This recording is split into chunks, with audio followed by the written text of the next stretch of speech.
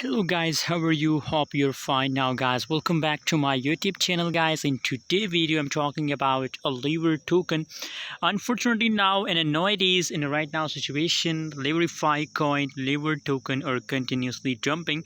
If we see the latest price update of Lever token, so as you can see here, the last 24 hours changes in a Lever token as negative 3.34% the price jump in last 24 hours. So in a currently condition, the price of Lever token are continuously jumping. A lot of people, a lot of audience ask me questions about Lever token, that how much long it will continue this jump and when the again possibilities that Leverfi token price will again increase guys. So now the current price is 0.003455 US dollar guys. Now it's going a negative direction, but very soon guys it's a temporary jump of Leverfi token.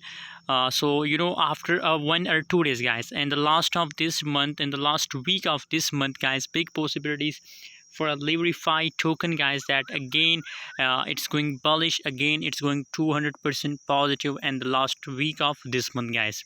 So my personal opinion for my audience, those people who follow my YouTube channel, my recommendation for all of them is to buy a Leverfi token on currently condition, on current price, because current price is very lowest price and it's biggest opportunity for buying Lever token guys.